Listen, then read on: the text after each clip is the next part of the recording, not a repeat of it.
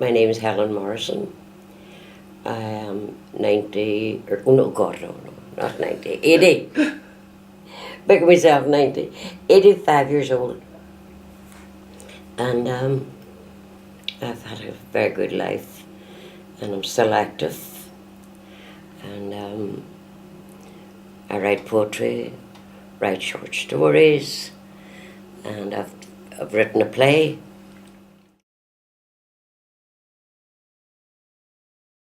I was 13 when I was out, what they called then, out of books. Mm-hmm. But we had there was another class for people who were out of books or who wanted to stay on. But it was full. Sister Dolorosa didn't want any more. She was so bad in that. But they only had 2 typewriters. One was an American one, and the other was like a heavy one, Remington. So that was very little for the big full class to work on. But Mrs McFeely was sending me over to her house. It was only across the street from the school, St Eugene's, to make her dinner every day. And when I told my mother that, she nearly took off. So she came up to her, and but she was funny. No, she lived till she was 100. And I remember I would go over to her and say, Mrs McFeely, you can't use those potatoes because they're green. They're poisonous, they're green. It's a stew. Put the heel of your boot in it, she would say. And I said to her, she always took custard and jelly every day. And I said, Mrs McFeely, there's a beard on the jelly. You couldn't scrape it off.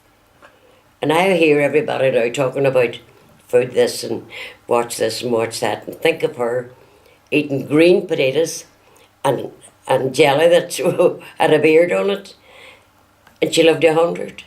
So where do you go from there? Absolutely. But my mother was very cross when she heard that. So I got into the business class anyway, and I did my exams on bookkeeping and typing. I wasn't good at typing because you didn't get the opportunity. She always put me to the American one. You knew it because it was the dollars, you know, and set in pounds, shillings and pence. And she didn't like me. Sister Dolorosa didn't. She just didn't like me. I didn't like her either, I'll tell you. And but I did the exam, and I got a first class certificate from the Royal College of Art in Dublin. That's what they did it through.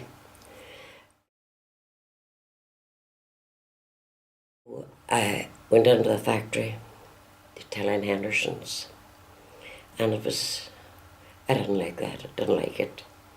And you were doing messages for people, and you know, running here and there. I was always wanting to learn something. And Mr. Neely was the boss. But I was in about 3 or 4 weeks, and I went up to him and I said, Mr. Neely, could I speak to you for a minute? What about? He said, you know, looking down at you, me with Jim slip on. And I said, I wonder when I'm going to get a trade. He said, you're only in the door. There's girls in here 2 years and they haven't got a trade. I'll not be here 2 years. I said, I don't like that. I want to, wherever I am, I want to learn about it. And he listened to me anyway. And he said to me, what do you want to learn? And I said, the side seaming. Well, the side seaming was big machines, high like this. They call them fellers. And you're too wee to be a side seamer. I said, but I can side seam. What do you mean you can say? I've been doing it when the girls go away for their break. They showed me how to put it on.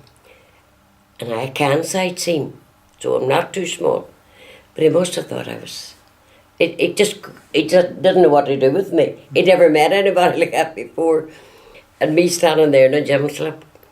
And anyway, the next day, there was one of the supervisors, Mimi McCarter, and she came down to me. She said, "Mr. Neely says you're to go to the stamping, after the stamping of the collars, to learn the stamping."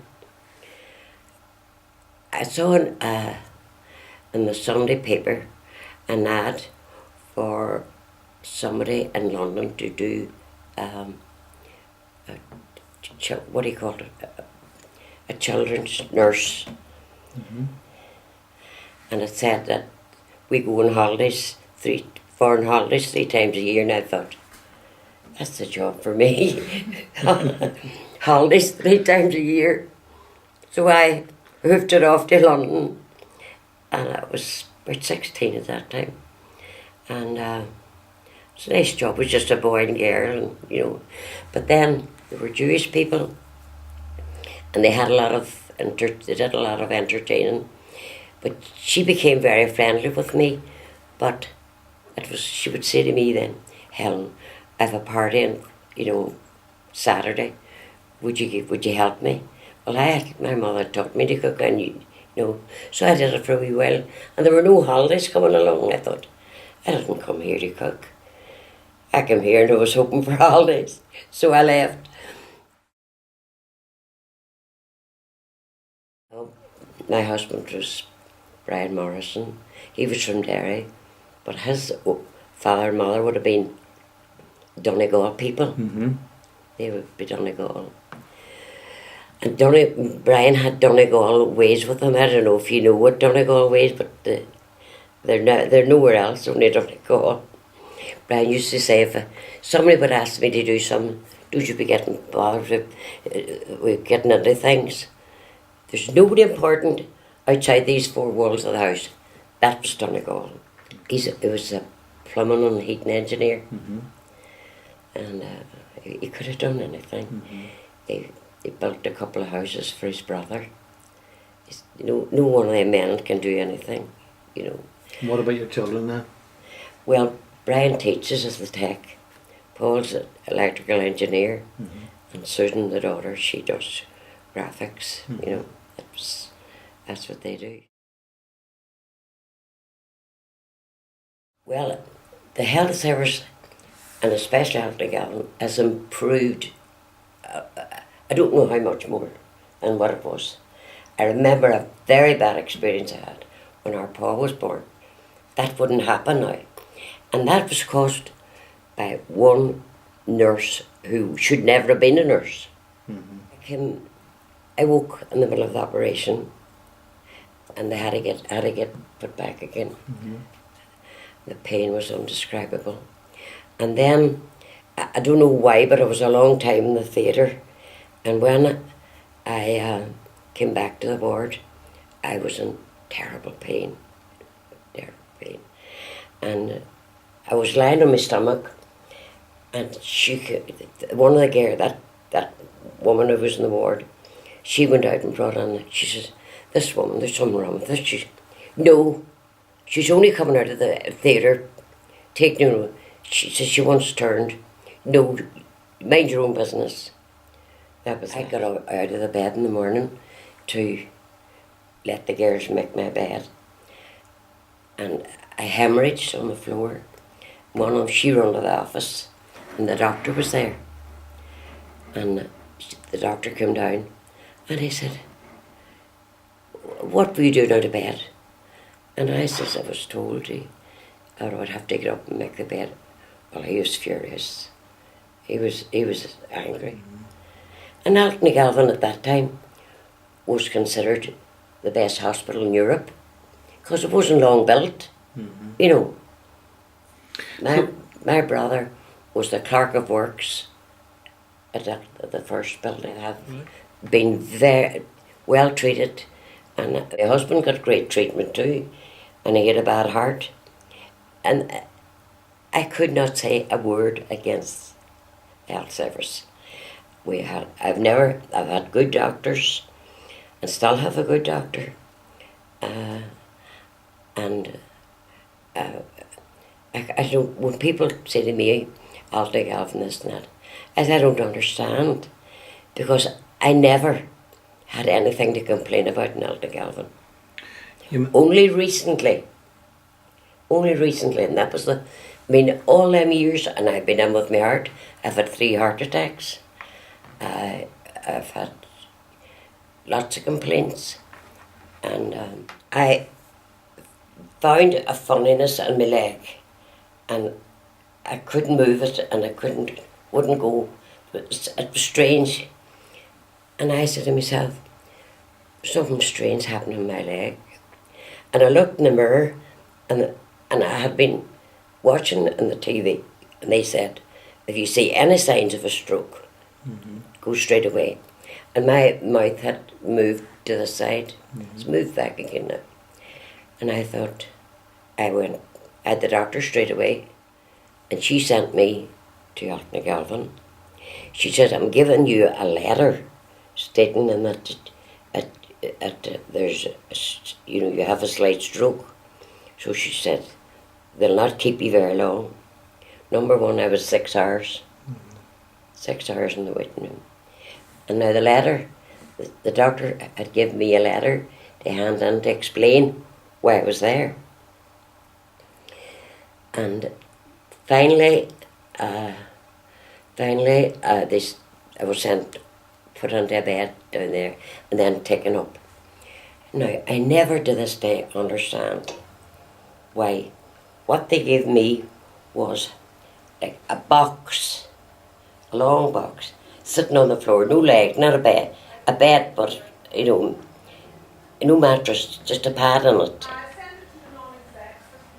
I never saw that. Now, across from me was a woman, God love her, she was really gone, and she would get herself dressed every time, and I'm going out now, she was gone, and the nurses, right enough, they had a wild time with her, and they were trying to restrain her through the night, and she was shouting and roaring, you got no sleep. And I thought, why didn't they? And all the nurses were in, trying to cope with her. Why didn't they put her on to one of the side rooms and put in her, instead of disturbing the whole ward? Not only that, I didn't even get a locker. My clothes were still in the case.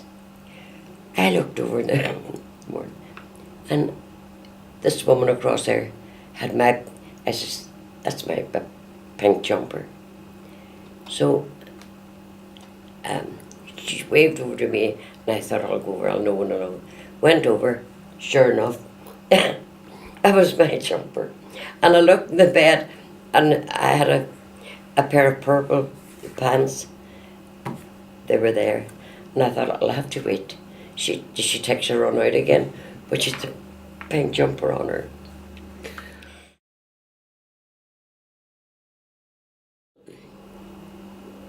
It depends, you see, on your condition. If you're like that woman over there, she should have been in a wee side room, and one nurse could have looked after her, instead of having every nurse to run after her every time she went, and disturbing everybody. Some people immediately think because you're 85 that you're, gone. So, and this is a strange thing, and it's not just the hospital, they do it everywhere. If you go into the post office and all, there's your wee card. Now, don't you forget your wee stick, wee. I want to scream. Everything's wee, because your age, it's terribly funny. But they do it everywhere. In the post office, and you go into a shop or anything, and you want to say, that's an adjective that I don't particularly like. Everything wee. And you get the same in the hospital. You take your wee tablets now, everything's wee. And it,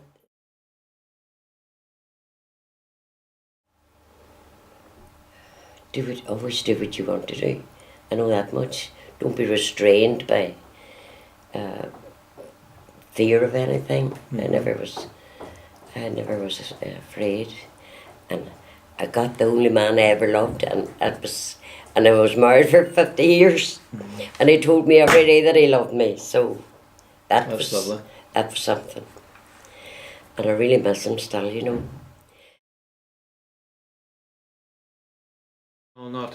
So, in terms of the play, you want that produced. You were telling me about getting the new computer. Is that right? That's right. What sort of a computer are you looking for? Well, you see, this is why I never used a Mac, but Susan uses a Mac, and her husband uses a Mac.